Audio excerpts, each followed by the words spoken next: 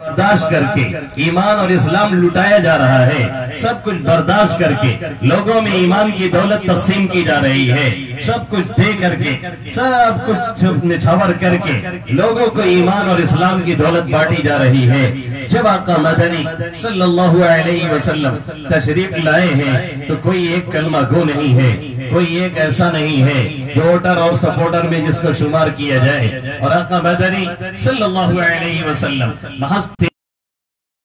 اور 10 سال مدینہ منورہ کے ملا مختصر سی مدت میں جب اس دنیا سے تشریف لے جاتے ہیں تو نہ صرف یہ کہ مکہ اور مدینہ کے اندر، نہ صرف یہ کہ مکہ اور مدینہ کے اندر، بلکہ پورے جزیرت العرب کے اندر کوئی ایسا نہیں ہے جو کلمہ گو نہ ہو، کوئی ایسا نہیں ہے جو کفر کرتا ہو، کوئی ایسا نہیں ہے جو شرک اختیار کیے ہوئے ہو، کوئی ایسا ہے جو ایسا مل جائے جو اللہ اور اللہ کے حبیب صلی اللہ علیہ وسلم کو نہ مانتا ہو، ایسا نہیں، بلکہ اللہ کے حبیب صلی اللہ علیہ وسلم فرماتے ہیں ان الشیطان قد یئس ان یعبد فی جزیرت العرب۔ اب شیطان اس بات سے مایوس ہو چکا ہے کہ جزیرت العرب میں دوبارہ اس کی پرستش کی جائے، دوبارہ اس کی پوجا کی جائے۔ خطبہ حجۃ الوداع میں جب آقا مدنی صلی اللہ علیہ وسلم خطبہ دے رہے ہیں تب بھی کم و بیش 1.25 لاکھ صحابہ کرام رضوان اللہ تعالی علیہم اجمعین موجود ہیں۔ تو جو دین دیا آقا مدنی صلی اللہ علیہ وسلم نے اپنے جان کی، اپنے مال کی، اپنے تعلقات کی اور نامعلوم کتنی چیزوں کی قربانی پیش کر کے آپ صلی اللہ علیہ وسلم نے صحابہ کرام کو پہنچایا، پھر صحابہ کرام رضوان اللہ تعالی علیہم اجمعین نے اسی طرح کی قربانیاں دے کر کے، اسی طرح سے مصائب اور آلام جھیل کر کے، اسی طرح سے پریشانیاں برداشت کر کے، اسی طرح سے مصیبتیں اٹھا کر کے اور اسی طرح کی پریشانیوں کو لے کر کے پھر وہ دین آگے بڑھایا، اور آہستہ آہستہ ہمارے اور آپ تک وہ دین آ پہنچا جو ہم یہاں نظر آ رہے ہیں، آپ یہاں نظر آ رہے ہیں، کلمہ گو اس ہندوستان میں نظر آ رہے ہیں۔ کیا کبھی اس پہ غور کیا گیا؟ کیا کبھی سوچا گیا؟ کیا کبھی اس نقطے پہ پہنچنے کی کوشش کی گئی کہ یہ دین آخر ملا کیسے ہے، یہ دین آخر آیا کیسے ہے، ہم لوگ دیندار کیسے بنے ہیں، یا کلمہ گو بنے کیسے ہیں، یا اسلام ہمیں حاصل کیسے ہوا ہے؟ ظاہر یہی ہے آقا مدنی صلی اللہ علیہ وسلم سے صحابہ کرام رضوان اللہ تعالی علیہم اجمعین نے لیا اور انہوں نے تابعین کو پہنچایا، تابعین نے تابعین کو پہنچایا، اور آہستہ آہستہ علماء در علماء، ائمہ در ائمہ، صلحاء در صلحاء، اتقیاء در اتقیاء، یہ ہوتے ہوئے ہمارے اور آپ تک پہنچا ہے، چونکہ اس معاملہ میں سب سے قریبی آقا مدنی صلی اللہ علیہ وسلم کے صحابہ کرام رضوان اللہ تعالی علیہم اجمعین ہیں، اس لیے ان کا جو مقام ہے، اس لیے ان کی جو حیثیت ہے، اس لیے ان کی جو رفعت ہے، اس لیے ان کی جو بلندی ہے، اس لیے ان کا جو تقدس ہے، وہ کبھی بھی جماعت کے اعتبار سے من حیث الطبقہ، من حیث الجماع کسی کو بھی نہیں حاصل ہو سکتا ہے۔ اس کی ایک مثال کھلی ہوئی سمجھیے، جیسے یہ فضا ہمارے اور آپ کے سامنے ہے، یہ فضا یوں ہی کھلی کھلی سی رہتی ہے، اس فضا میں کوئی اندھیرا پن نہیں ہے، اس فضا میں کوئی کالا پن نہیں ہے، لیکن جب سورج نکلتا ہے سب سے پہلے یہ فضائے آسمانی سورج کی روشنیوں سے فائدہ حاصل کرتی ہے۔ سب سے پہلے جو اجالا دکھتا ہے وہ فضا کے اندر دکھتا ہے، سب سے پہلے جو روشنی ہوتی ہے وہ اس آسمان اور زمین کے درمیانی حصے میں ہوتی ہے، پھر جو کھلی ہوئی جگہ ہوتی ہے وہاں پہنچتی ہے، پھر جو اور کھلی اس سے کم کھلی ہوئی جگہ ہوتی ہے، آہستہ آہستہ سورج اوپر اٹھتا ہے اور اس کی کرنیں ادھر ادھر بڑھتی چلی جاتی ہے۔ نتیجہ یہ نکلتا ہے کہ سورج چڑھتا جاتا ہے اور اس کے نتیجے میں روشنی وہاں بھی پہنچتی ہے جہاں نیچے رہتے ہوئے نہیں پہنچتی ہے، پھر بھی کچھ جگہیں ایسی ہوتی ہیں، کچھ کونا ایسا ہوتا ہے، کچھ جگہیں ایسی ہوتی ہیں کہ سورج کی روشنی پھر بھی وہاں نہیں پہنچتی ہے۔ ایسے ہی آقا مدنی صلی اللہ علیہ وسلم یہ آپ ایک سورج کی طرح سے، آپ ایک چراغ کی طرح سے ہے. آپ صلی اللہ علیہ وسلم سے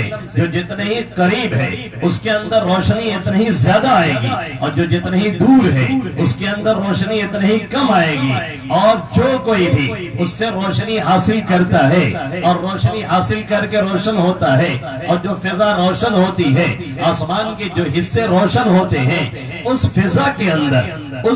کے اندر یا اس سورج میں اگر کوئی کمی نکالے تو اس میں کوئی کمی نہیں ہوتی, کمی نکالنے والوں میں کمی ہوتی ہے. اور اگر اس پر کوئی تھوکنا چاہے اس سورج کے اوپر یا اس فضا کے اوپر, تو نتیجہ یہ نکلتا ہے کہ لوٹ کر کے خود اپنے اوپر آتا ہے. یہی صورتحال یہاں پر بھی ہے. آقا مدنی صلی اللہ علیہ وسلم سے صحابہ کرام بغیر کسی واسطہ کے, بغیر کسی ذریعہ کے, یعنی انڈائریکٹ نہیں بلکہ ڈائریکٹلی آقا مدنی صلی اللہ علیہ وسلم کے مرید ہیں, آقا مدنی صلی اللہ علیہ وسلم کے شاگرد ہیں, آقا مدنی صلی اللہ علیہ وسلم سے سیکھنے والے ہیں, آقا مدنی صلی اللہ علیہ وسلم سے پڑھنے والے ہیں, آقا مدنی صلی اللہ علیہ وسلم سے ایمان لینے والے ہیں, آقا مدنی صلی اللہ علیہ وسلم سے اعمال سیکھنے والے ہیں, آقا مدنی صلی اللہ علیہ وسلم سے طریقے سیکھنے والے ہیں. یہ صحابہ کرام رضوان اللہ تعالی علیہم اجمعین کا حال ہے. اسی لیے جو تقدس انہیں حاصل ہے, اسی لیے جو فضیلت انہیں حاصل ہے, اسی لیے جو مقام انہیں حاصل ہے, اسی لیے جو کچھ انہوں نے کر کے دکھایا ہوا ہے وہ ہمارے اور آپ کے بس کا نہیں ہے. ہم اور آپ آسانی سے وہ نہیں کر سکتے ہیں جو صحابہ کرام رضوان اللہ تعالی علیہم اجمعین نے کیا ہے. اور شاید یہی وجہ ہے کہ اللہ کے حبیب صلی اللہ علیہ وسلم نے فرمایا کہ تم میں کا اگر کوئی شخص احد پہاڑ کے برابر بھی سونا صدقہ کر دے اور میرا صحابی ایک مد جو صدقہ کر دے, کچھ مٹھی جو صدقہ کر دے, تو بھی اس کے ثواب کو کوئی شخص نہیں پا سکتا ہے اور نہیں پہنچ سکتا ہے. کیونکہ آقا مدنی صلی اللہ علیہ وسلم کے ساتھ رہنے کی وجہ سے ان کے قلوب میں جو صفائی پیدا ہوئی, ان کے اندر جو اخلاص آیا اور ایمان کی جو کیفیات ان کے اندر داخل ہوئی, وہ ہمارے اور آپ کے اندر نہیں داخل ہو سکتی ہیں. جو اخلاص ان کے اندر آیا وہ اخلاص کسی اور کے اندر اتر نہیں سکتا ہے. اور یہ بات بھی ہمیں اور آپ کو معلوم ہے کہ اللہ کے حبیب صلی اللہ علیہ وسلم نے فرمایا, جیسا کہ بیہقی شریف کی روایت ہے کہ اللہ کے حبیب صلی اللہ علیہ وسلم فرماتے ہیں, اللہ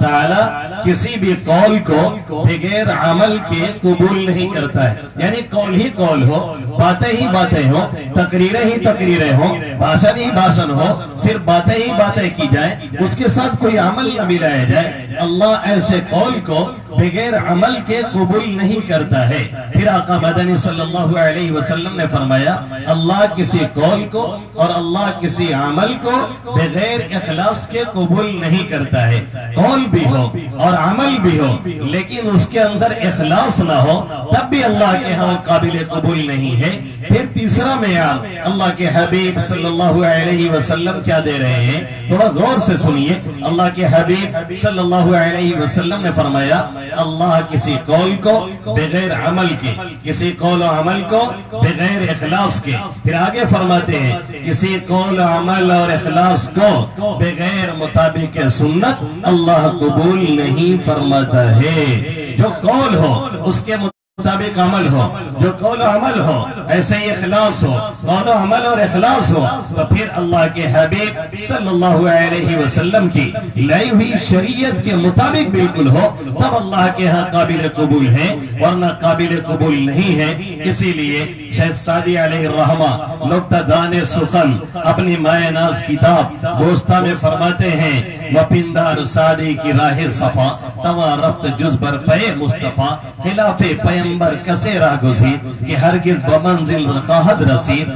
وپندار سعدی کی راہ صفا توا رفت جز بر پے مصطفیٰ. جس نے بھی آقا مدنی صلی اللہ علیہ وسلم کے اور طریقے کے خلاف, آقا کے راستے کے خلاف کوئی راستہ اختیار کیا, وہ کبھی بھی منزل مقصود پہ نہیں پہنچ سکتا ہے. آپ یہاں سے نکلے, آپ کو لکھنؤ جانا ہے اور لکھنؤ کا راستہ اگر داہنی طرف جاتا ہے اور آپ بائیں طرف چل دیں تو ظاہر ہے کبھی لکھنؤ نہیں پہنچیں گے، بلکہ جتنی کوشش کریں گے، جتنی محنت کریں گے، جتنی تیز رفتاری کے ساتھ چلیں گے، اپنی منزل سے اتنا ہی دور ہوتے چلے جائیں گے۔ قریب ہونا تو دور کی بات ہے، مزید منزل پہ پہنچنا تو دور کی بات ہے، مزید منزل سے دور ہوتے چلے جائیں گے۔ یہی صورتحال یہاں پہ ہے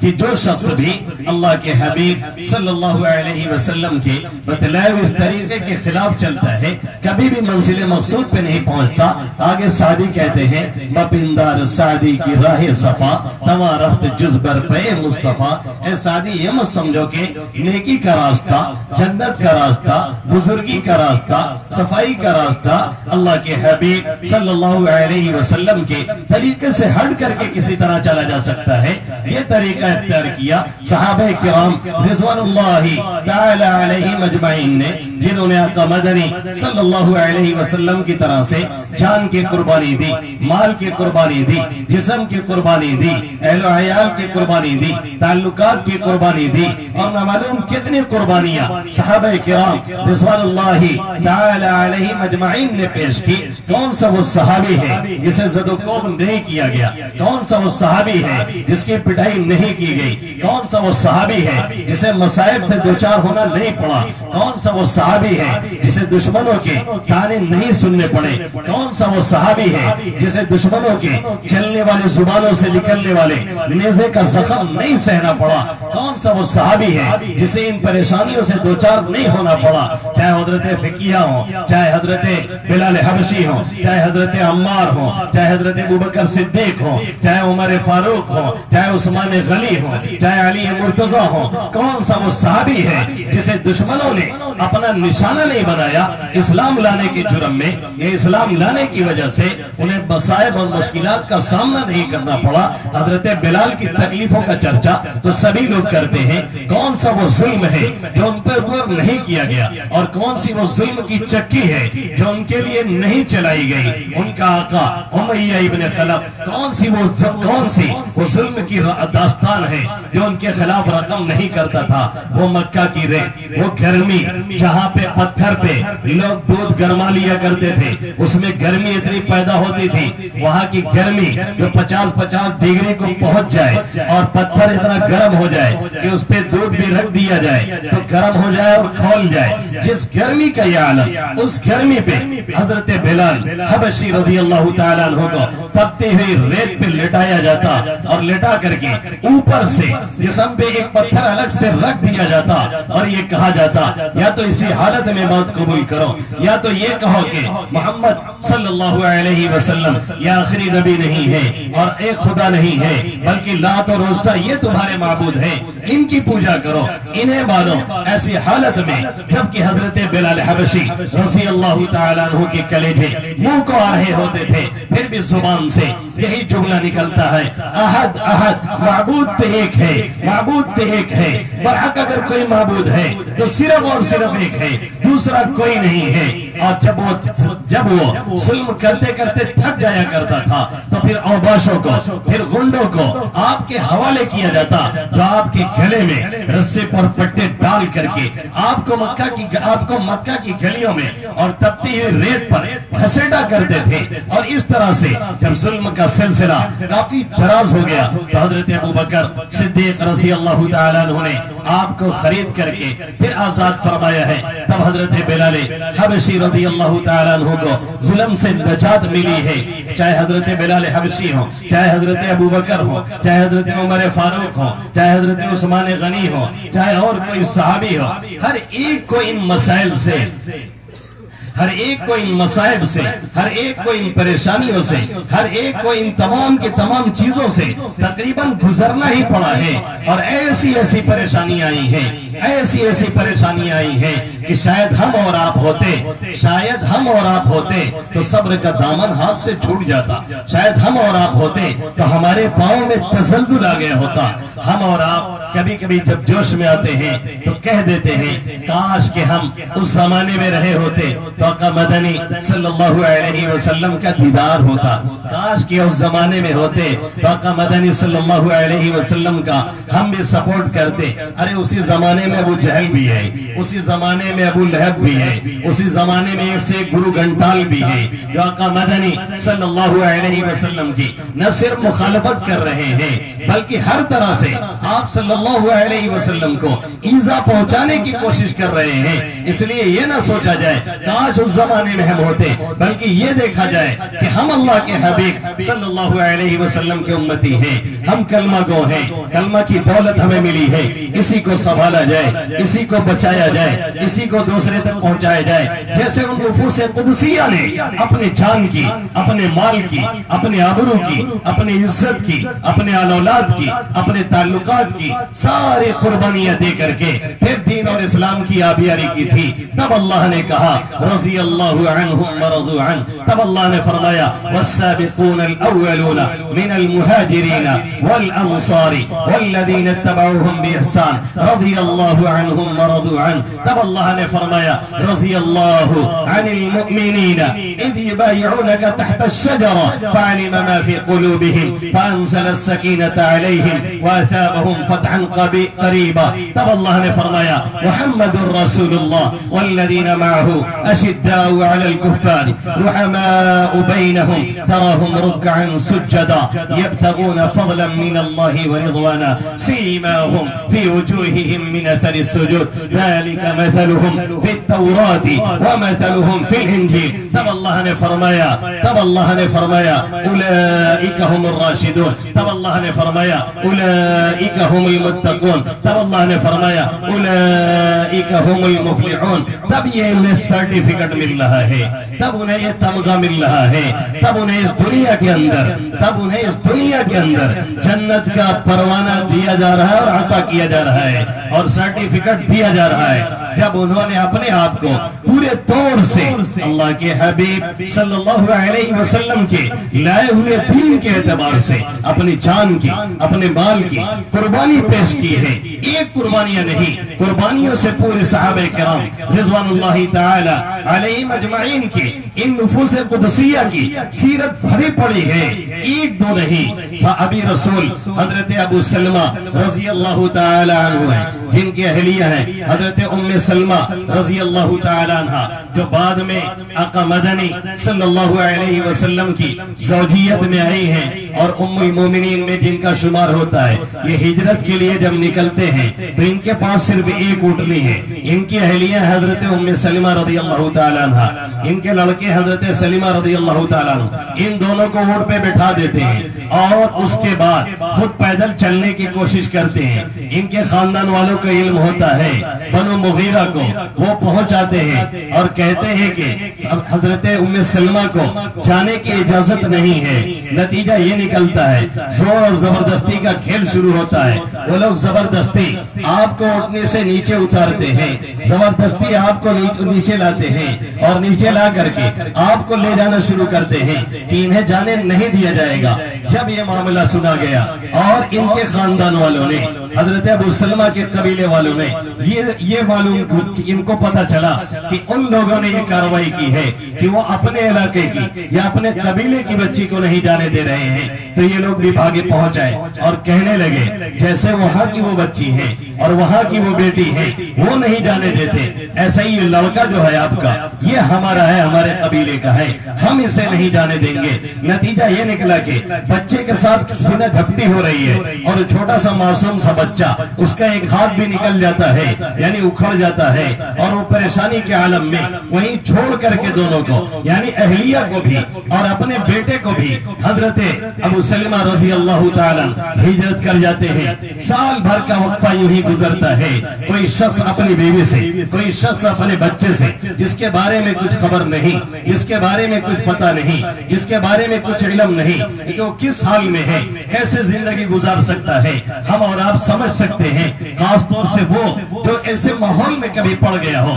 ایسے حالات میں کبھی گھر گیا ہو، وہ یہ سوچ سکتا ہے اور دیکھ سکتا ہے۔ حضرت ام سلمہ رضی اللہ تعالی عنہ روزانہ اپنے قبیلے کے علاقے سے باہر نکلتی ہیں، ٹیلے پہ آ کر کے بیٹھتی ہیں اور وہیں پر بیٹھ کر کے پورا دن رو رو کر کے گزارتی ہیں۔ ان کا بیٹا کہیں اور ہے، ان کے شوہر مدینہ پہنچ چکے ہیں، وہ خود بنو مغیرہ میں محبوس ہیں۔ اس طریقے سے ایک دن نہیں، 2 دن نہیں، 1 مہینہ نہیں، 2 مہینہ نہیں، پورا 1 سال کا عرصہ گزر جاتا ہے۔ 1 سال کا عرصہ گزرنے کے بعد ایک شخص کو رحم آتا ہے، یہ دیکھ کر کے ایک خاتون روزانہ بیٹھ کر کے روتی ہے اپنے شوہر کے فراق میں، اپنے بچے کی جدائیگی میں، انہیں رحم آتا ہے۔ وہ جا کر کے اپنے قبیلے میں پھر تقریر کرتے ہیں اور اپنے قبیلے والوں سے کہتے ہیں کیا تمہیں رحم نہیں آتا ہے ایک ایسی عورت پر جو تمہارے خاندان کی ہے، جو تمہارے قبیلے کی ہے؟ ان کا غم تمہارا غم ہونا چاہیے، ان کا درد تمہارا درد ہونا چاہیے۔ اس لیے بہتر تو یہی ہے کہ انہیں آسانی کے ساتھ ان کے شوہر تک یعنی مدینہ پہنچایا جائے اور ہجرت کی انہیں اجازت دی جائے۔ وہ لوگ راضی ہوتے ہیں اور جب ان کے لڑکے کے قبیلے والوں کا علم ہوتا ہے کہ انہیں اجازت مل گئی ہے اور وہ جانے والی ہیں، تو پھر وہ لوگ بھی بسیجتے ہیں اور وہ لوگ بھی لا کر کے بچے کو حوالے کرتے ہیں اور نتیجہ یہ نکلتا ہے 1 سال کے بعد حضرت ام سلمہ اور حضرت سلمہ اور ان کے شوہر حضرت ابو سلمہ رضی اللہ تعالی عنہ کی آپس میں ملاقات ہوتی ہے۔ آج بڑی آسانی سے ہمیں اور آپ کو یہ دین بیٹھے بیٹھائے ہوئے ملا، تو ہم نے کبھی یہ نہ سوچا کہ قربانی کس نے دی، ہم نے کبھی یہ نہ سوچا کہ مال کس نے لٹایا، ہم نے کبھی یہ نہ سوچا کہ تعلقات کی قربانی کیسی ہوتی ہے، ہم نے کبھی یہ نہ سوچا کہ مالوں کی قربانی کیسے دی جاتی ہے، ہم نے کبھی یہ نہ سوچا کہ یہ پریشانیاں جھیل کر کے کیسے لوگوں نے ہم تک پہنچایا ہے۔ ہم آبائی مسلمان ہیں، ہم خاندانی مسلمان ہیں، ہم یوں ہی مسلمان ہیں کہ بیٹھے بیٹھائے اسلام ہمیں اور آپ کو آسانی سے مل گیا ہے، جس کی وجہ سے اس کی جو قدر ہونی چاہیے، اس کی جو اہمیت ہونی چاہیے اور اس کی جو عظمت ہونی چاہیے اور اسے بچانے کی ہمیں اور آپ کو جو فکر ہونی چاہیے، آج وہ فکر ہمارے اور آپ کے دلوں میں نہیں ہے۔ آج اس کے تعلق سے ہمارے اندر وہ بیداری نہیں ہے جو بیداری پہلے ہوا کرتی تھی۔ آج ہمارے اور آپ کے اندر یہ نہیں فکر رہ گئی ہے کہ ہمارا ایمان بھی صحیح سالم رہے اور اسی طریقے سے ہماری نسلوں کا بھی ایمان صحیح سالم رہے۔ ہماری پوری تگ و دو، ہماری پوری کوشش، ہماری پوری لگن، ہماری پوری محنت اسی ارد گرد دوڑتی ہے کہ ہم کیا کھائیں، ہم کیا پہنیں، ہم کیا پیئیں، ہم صبح کیسے اچھی گزاریں اور شام کو کیسے اس سے بہتر کھا لیں۔ ہر دن ہمارا اسی فکر میں گزرتا ہے اور اسی لگن میں رہتا ہے۔ فلاں اچھا کھا رہا ہے، اس سے اچھا کھانا ہے، فلاں اچھا پہن رہا ہے، اس سے اچھا پہننا ہے، فلاں کا اچھا گھر ہے، اس سے اچھا بنانا ہے۔ یقیناً یہ چیز کوئی بری نہیں ہے، لیکن صرف اسی کو مقصود بنا لینا، صرف اسی کو مطمئن نظر بنا لینا، صرف اسی کو اپنا مقصد زندگی بنا لینا اور یہ لگے کہ یہ دنیا ہماری ہے، اسی میں ہمیں رہنا ہے، ہمیں چھوڑ کے جانا نہیں ہے، ہمیں اسے خیر بات نہیں کرنا ہے، انتہائی غلط طریقہ ہے۔ یہ ہمارا شیوا نہیں، یہ ہمارا طریقہ نہیں، یہ ہماری عادت نہیں، یہ ہماری علامت نہیں، یہ طریقہ ہمارا اور آپ کا نہیں، یہ طریقہ غیروں کا ہے، یہ طریقہ ان کا ہے جو اللہ کو نہیں مانتے ہیں، یہ طریقہ ان کا ہے جو اللہ کے حبیب صلی اللہ علیہ وسلم کی رسالت کا اقرار مدنی صلی اللہ علیہ وسلم کی مطابق زندگی گزارنے کے لیے تیار نہیں ہے، جو اللہ پر یقین نہیں رکھتے، جو آخرت کا یقین نہیں رکھتے، جو اس بات کے قائل نہیں ہے کہ مرنے کے بعد دوبارہ زندگی ملنے والی ہے، جو لائف آفٹر ڈیتھ کے قائل نہیں ہے، جو اس بات کے قائل نہیں ہے کہ اس دنیا کے بعد کوئی اور دنیا پیش آنے والی ہے جس میں کھڑے ہو کر کے اپنے رب حقیقی کے سامنے ایک ایک بائی کا، ایک ایک ذرے کا ہمیں اور آپ کو حساب دینا ہے۔ یہ طریقہ ان کا ہے، جو طریقہ ہم نے اپنایا ہوا ہے یہ ہمارا طریقہ نہیں، یہ غیروں کا طریقہ ہے۔ میں نہیں کہہ رہا، اللہ اپنے قرآن میں فرماتا ہے وَالَّذِينَ كَفَرُوا يَتَمَتَّعُونَ وَالَّذِينَ كَفَرُوا يَتَمَتَّعُونَ وَيَأْكُلُونَ كَمَا تَأْكُلُ الْأَنْعَامُ وَالنَّارُ مَثْوًى لَهُمْ۔ جو لوگ کفر اختیار کرتے ہیں اور جو لوگ کافر ہیں وہ کھاتے ہیں، وہ پیتے ہیں، وہ پہنتے ہیں، وہ عیاشی کرتے ہیں، وہ مستی کرتے ہیں۔ وَالَّذِينَ كفروا يتمتعون ويأكلون كما تأكل الأنعام والنار مسوى لهم. جیسے جانور کھاتے ہیں، جیسے چوپائے کھاتے ہیں، ان کا بھی مقصد صرف کھانا اور پینا ہے. ان کو اور کچھ نہیں پتا ہے کرنا کیا ہے، ان کو پتا نہیں مقصد زندگی کیا ہے، ان کو پتا نہیں طریقہ کار کیا ہے، ان کو پتا نہیں کیا کر کے آگے جانا ہے، ان کو خبر نہیں اپنے لیے کیا کرنا ہے، ان کو خبر نہیں آگے آنے والی نسلوں کے لیے کیا لائے عمل طے کرنا ہے اور کیا طریقہ کار کر کے اختیار کر کے اپنی نسلوں کو پروٹیکشن دینا ہے. ان کے دین کا، ان کے ایمان کا، ان کے جان، ان کے مال اور ان کے آبرو کے تحفظ کو کیسے فراہم کیا جائے، یہ ان کو کوئی فکر نہیں. یہ انسانوں کو اور انسانوں میں سب سے بڑھ کر کے مسلمانوں کو ہونی چاہیے. لیکن ہائے افسوس آج ہمیں اس کی خبر نہیں، ہمیں اس کا پتہ نہیں، ہمیں اس کی فکر نہیں. خاص طور سے جو ہماری نیو جنریشن ہے، خاص طور سے جو ہمارے ینگ بلڈ نوجوان ہیں جن کا خون ابھی نیا ہے، ان کو تو جیسے لگتا ہے کوئی روگ لگ گیا ہے، ان کو تو جیسے لگتا ہے بے دینی کا کینسر ہمارے اور آپ کے اندر گھس چکا ہے. کچھ پتہ نہیں ہے کہ کس مقصد کے لیے آئے ہیں. ذرائع ابلاغ کے ذریعہ سے، میڈیا کے ذریعہ سے اور دنیا بھر کے خرافات کے ذریعہ سے ہمارے نوجوانوں کے ذہن و دماغ کو باندھا گیا ہے، اور ایسا باندھا گیا، ایسا باندھا گیا کہ اس کے ذریعہ سے انہیں یہ خبر ہی نہ ہو کہ اس دنیا کو چھوڑ کے جانا ہے، انہیں یہ خبر ہی نہ ہو کہ قبر میں بھی اترنا ہے، انہیں یہ ذہن میں نہ آئے کہ وہاں بھی سوال کا جواب دینا ہے. آج یہاں کرکٹ ہو رہا ہے، کل وہاں میچ ہو رہا ہے، کل وہاں والی بال ہو رہا ہے، کل وہاں فٹ بال ہو رہا ہے، کل وہاں کوئی گیم ہو رہا ہے. 4 لونڈے بیٹھے ہوئے ہیں، 4 ہمارے نوجوان بیٹھے ہوئے ہیں، فری فائٹر کھیل رہے ہیں، پب جی کھیل رہے ہیں. کوئی اس کو مار رہا ہے، کوئی اس کو کاٹ رہا ہے، کوئی اس کو پیٹ رہا ہے. یہ وہاں بڑھ کے مجاہد ہیں جہاں بھی ان کا کچھ نہیں لگتا ہے. یہ بڑے بڑے مجاہد وہاں بنے بیٹھے ہوئے ہیں. افسوس یہ ہوتا ہے کئی لڑکے کا باپ ہے،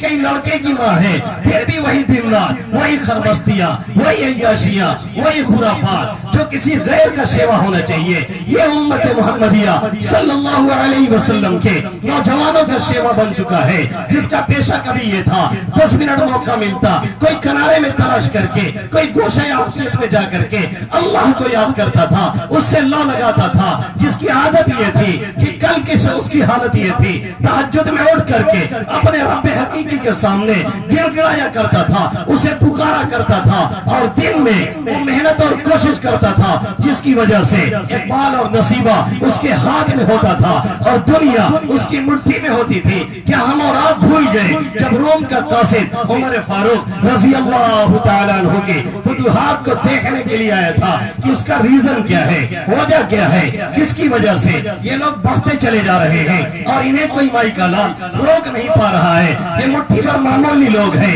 جن کے پائجامے اونچے ہیں اور کرتے کچھ نیچے ہیں، ان کے سروں پہ پگڑیاں ہیں. جیسے آج سپر پاور کسی کے سامنے جھکا ہے، ایسے اس حال میں اس زمانے میں کوئی روک نہیں پا رہا تھا. وہاں سے قاصد آیا، آ کر کے علاقے کا دورہ کیا اور سب کچھ چانچنے کے بعد اس نے جو رپورٹ لگائی تھی، غور سے سنے ہمارے نوجوان، غور سے سنے ہمارے ینگ بلڈ، غور سے سنے ہماری وہ نئی نسل کی مائیں اور بہنیں جو آج کسی اور چیز میں مست ہیں. اس نے جا کر کے رپورٹ لگائی اور لکھا رہبان باللیل وفرسان بالنہار. ان کے بڑھنے کی وجہ یہ ہے کہ رات میں یہ راہب ہوتے ہیں، رات میں یہ پادری ہوتے ہیں، رات میں یہ صوفی ہوتے ہیں، اپنے رب کے سامنے کھڑے ہو کر کے گر گڑاتے ہیں. جو صحابہ کرام کی حالت اللہ نے قرآن میں بیان فرمائی، تراہم رکعا سجدہ یبتغون فضلا من اللہ ورضوانا. انہیں کبھی سجدہ میں دیکھو گے، انہیں کبھی رکوع میں دیکھو گے، کبھی روتا ہوا دیکھو گے. تراہم بالاسحار یبکون، کبھی صبح کے وقت اللہ کے سامنے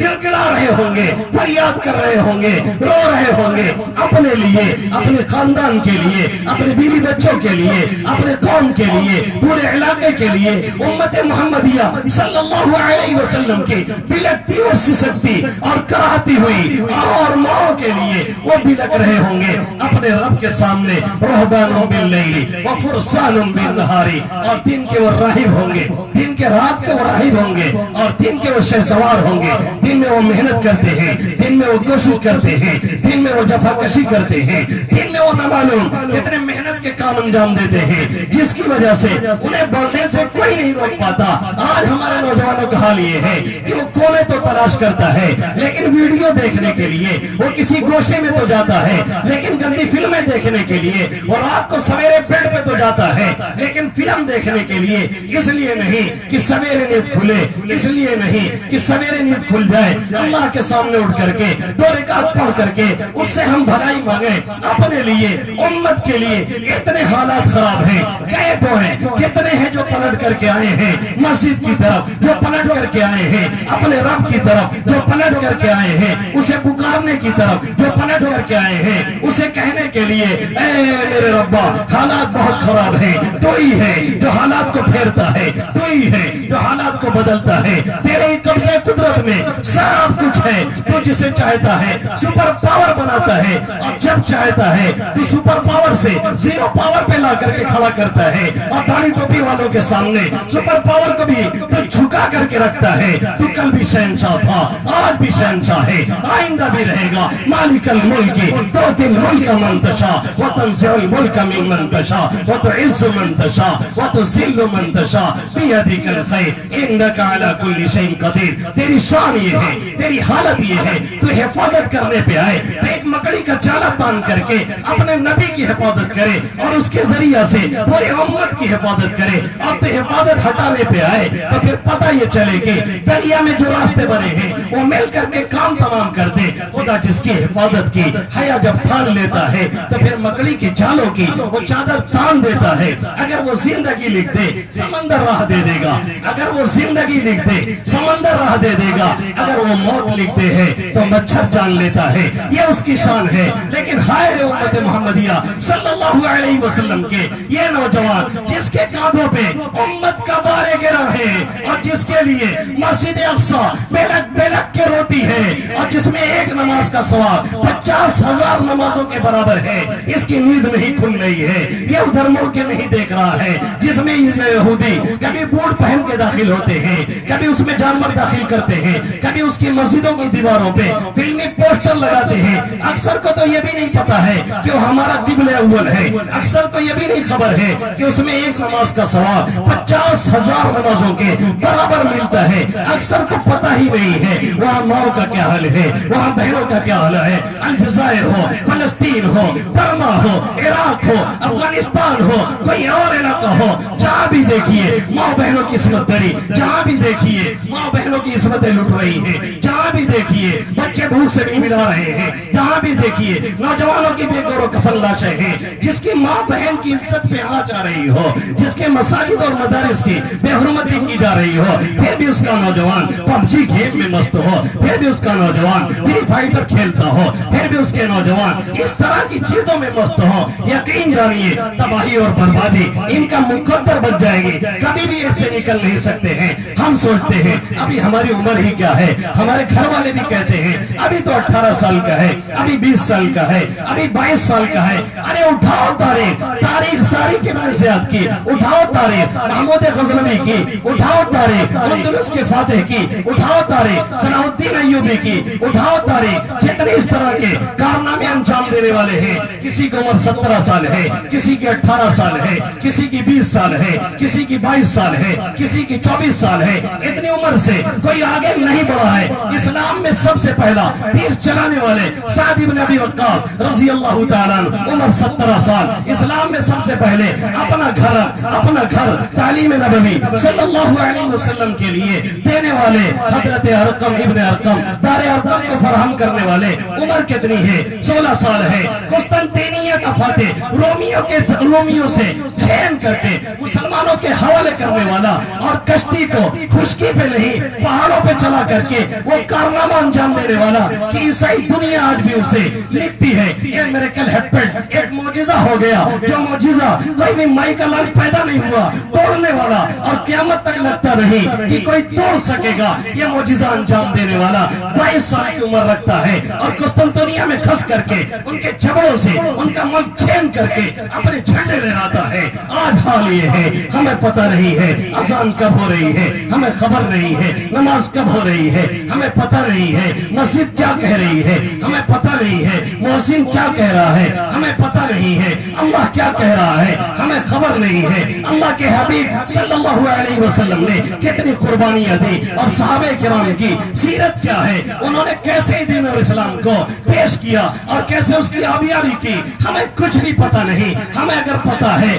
تو کسی ہیرو اور ہیروئن کی داستان, ہمیں اگر خبر ہے تو یہی خبر ہے کہ فلاں ہیرو کیا کہہ رہا ہے, کون سی فلم آ رہی ہے, کہاں شوٹنگ ہو رہی ہے, یہ ہمارے نوجوانوں کو پتہ ہے. کوئی کہتا ہے ہمارا فیورٹ فلاں ہیرو ہے, کوئی بہن کھڑی ہوتی ہے اور کہتی ہے ہماری فیورٹ فلاں ہیروئن ہے. کاش کی کوئی نوجوان کھڑا ہوتا اور یہ کہتا ہمارا فیورٹ اور ہمارے سب سے بڑے ہیرو محمد عربی صلی اللہ علیہ وسلم ہے. کاش کوئی نوجوان کھڑا ہوتا اور یہ کہتا ہمارے سب سے چہتے حضرت عمر فاروق ہیں جنہوں نے دنیا کے اندر وہ حکومت کی کہ ایک انگریز لکھنے پہ مجبور ہوا کہ ایک اور عمر آ گیا ہوتا تو دنیا سے کفر کا خاتمہ ہو گیا ہوتا. کاش کی کوئی ماں کھڑی ہوتی اور یہ کہتی ہماری سب سے فیورٹ اور ہماری سب سے بڑی ہیروئن اگر کوئی ہو سکتی ہے تو ام المومنین حضرت خدیجہ الکبریٰ رضی اللہ تعالیٰ عنہا. کاش کوئی بہن کھڑی ہوتی اور یہ کہتی ہماری سب سے چہتی امی جان حضرت عائشہ صدیقہ رضی اللہ تعالیٰ عنہ ہے.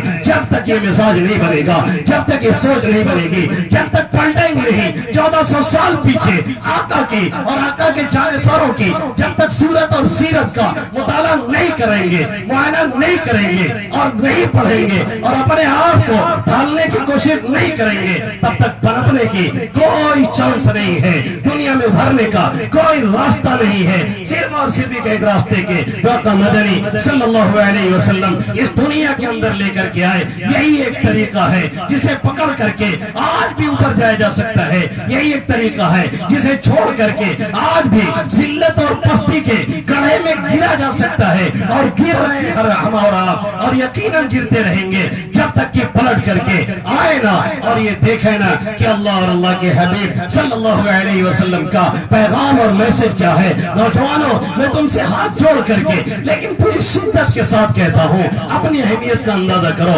اپنے مقام کو پہچانو اور یہ دیکھو کہ تم کس چہتے نبی صلی اللہ علیہ وسلم کی امت ہو. جس دن تم نے اپنا مقام اور مرتبہ پہچان لیا انشاءاللہ تعالی اس دن دنیا کا نقشہ کچھ دوسرا ہی ہوگا. کسی جگہ انقلاب لانے کے لیے, کسی جگہ تبدیلی لانے کے لیے, کسی جگہ چینجنگ پیدا کرنے کے لیے خود میں انقلاب ضروری ہے. جب تک اپنے اندر انقلاب نہیں ہوگا تب تک کہیں انقلاب نہیں آ سکتا. خدا نے آج تک اس قوم کی حالت نہیں بدلی, نہ ہو جس قوم کو خود اپنی خیال اپنی حالت کے بدلنے کا پہلے اپنے اندر تبدیلی کرنی پڑتی ہے, تب جا کر کے آگے تبدیلی آتی ہے. اور اپنے بوڑھوں سے کہوں گا, اپنے بڑوں سے کہوں گا, اپنے گارجین سے کہوں گا, اپنے پیرنٹ سے کہوں گا, اپنے ذمہ داروں سے کہوں گا, یاد رکھیے یہ جو نسل نکل کر کے آتی ہے یہ ہمارے اور آپ کی ہی بھلائی ہوتی ہے, ہماری اور آپ ہی کی کڑھائی ہوتی ہے جو نکل کر کے باہر آتی ہے. ہم نے اور آپ نے ان کو ڈھالنا چھوڑ دیا, ہم نے اور آپ نے ان کو کاٹنا چھوڑ دیا,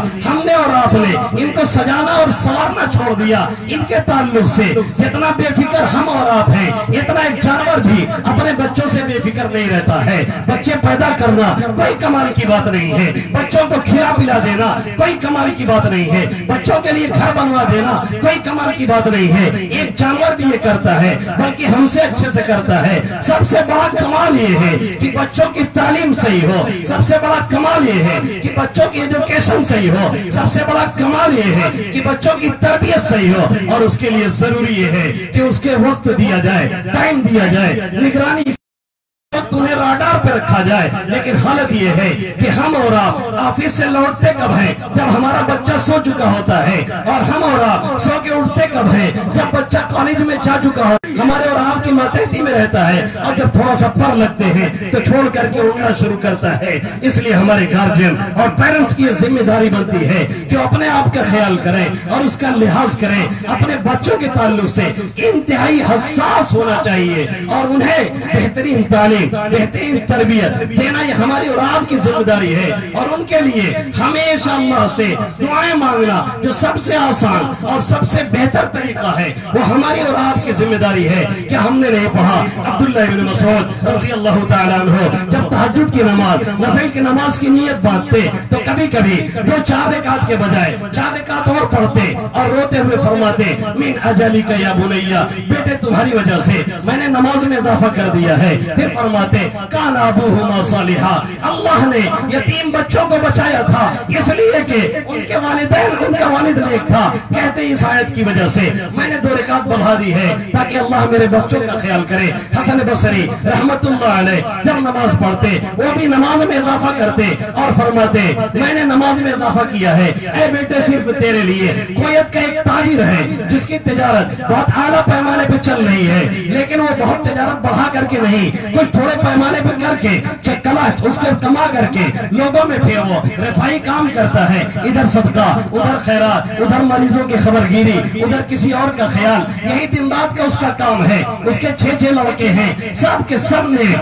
سب اچھی طبیعت والے۔ ایک اس کے ساتھی نے ابھی جلدی اس سے کہا کہ یار تم ایسا کیوں نہیں کرتے، اپنی تجارت کو بڑھا کر کے تم بڑے ایک تاجر بن جاؤ، ورلڈ لیول کے تاجر بن جاؤ۔ اس نے کہا میں بڑھا سکتا ہوں لیکن بڑھانے کے چکر میں کچھ گوا دوں یہ مجھے منظور نہیں۔ قرآن میں اللہ نے فرمایا ہے کان ابوہما صالحا، جس کا باپ نیک ہوتا ہے اس کی اولاد اچھی ہوتی ہے، اس لیے میں اپنی کمائی کا ایک اچھا خاصا حصہ رفائی کاموں میں خرچ کرتا ہوں جس کا صاف اثر مجھے اپنے بیٹوں پہ نظر آتا ہے۔ اس لیے ہماری بھی ذمہ داری ہے ہمارے بڑے اور بوڑھوں کی کہ ہم بھی اس طرح کے اچھے کام کریں تاکہ اس کا اچھا اثر ہماری یہ جنریشن جو آگے آ رہی ہے اس کے اوپر پڑے، تاکہ ایک صالح معاشرہ ہمارے اور آپ کے سامنے وجود میں آئے۔ اللہ رب العزت ان چند باتوں پہ مجھے عمل کرنے کی توفیق نصیب فرمائے اور آپ سبھی حضرات کو آمین یا رب العالمین۔ حیات باقی، ملاقات باقی، بہت سی باتیں بھی باقی اور ہمارے بات کو مقرر بھی باقی، اس لیے پھر آئیں گے، پھر بات کریں گے۔ آمین یا رب العالمین۔ وما علینا الا البلاغ۔ جزاک اللہ جزاک اللہ۔ صحابہ ہے میرے ستاروں کے مانند،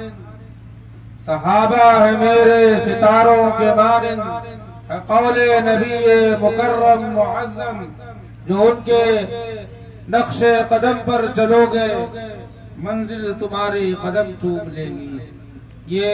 حضرت مولانا عبدالحلیم صاحب کے پوتے رحمت اللہ علیہ کے پوتے جناب مفتی احمد شمیم صاحب حلیمی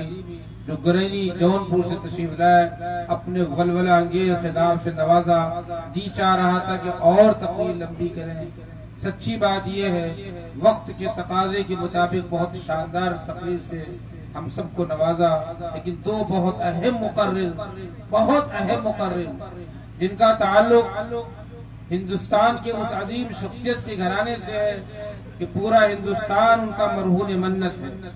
ہماری مراد حضرت مولانا منظور صاحب نعمانی رحمت اللہ علیہ کے نواسے، مولانا سجاد نعمانی صاحب کے بھانجے، مفسر قرآن عالم ذی شان حضرت مولانا محمد یحییٰ نعمانی دامت برکاتہم سے ہے، وہ تشریف لائیں اور اپنے مدلل خطاب سے ہم سب کو نوازیں۔ حضرت مولانا محمد یحییٰ نعمانی